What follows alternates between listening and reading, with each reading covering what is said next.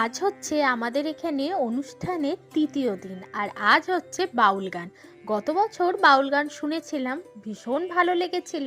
আর সন্ধে হলে বাড়ির পাশে যদি এরকম অনুষ্ঠান হয়, কার বা ঘরে বসে থাকতে ভালো লাগে। তো এই অনুষ্ঠানের কদিন আর দুর্গাপুজোর কদিন আমি চেষ্টা করি সকাল সন্ধে সব সময়তেই যাওয়ার। আর এই যে সারাক্ষণ তো মাইকের আওয়াজ কানে আসছেই। দেখো এখানটা খুব সুন্দর করে সাজিয়ে নিয়েছে।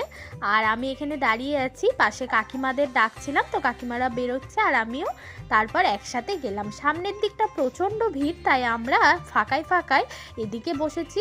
আজকে নিচে বসতে পারছি না, তো সেই জন্য এখানে একটা চৌকি পাতা ছিল, তো চৌকির মধ্যেই আমরা সবাই বসেছি। এরপর তোমাদের বাউল গানের পুরো একটা ভিডিও আলাদা করে আমি করে রেখেছি, তো সেটাও তোমাদের শোনাবো। বাউল গান কেমন হলো তোমরা সবাই শুনতে পারবে। সবাই কিন্তু প্রচণ্ড এনজয় করেছে এখানে যারা আছে, তোমরা সেই ভিডিওটা দেখলে বুঝতে পারবে।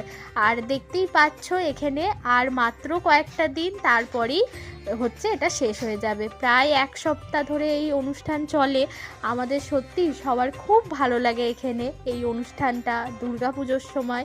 দুর্গাপুজোর সময়ও তোমাদের দাদা ভাইয়ের অফিসে তখন যে পুজোটা হয় সেখানে অনেক সুন্দর অনুষ্ঠান হয়, বাচ্চাদের নাচ গান সব কিছু মিলিয়ে প্রায় 4 দিন 5 দিন অনুষ্ঠান হয়।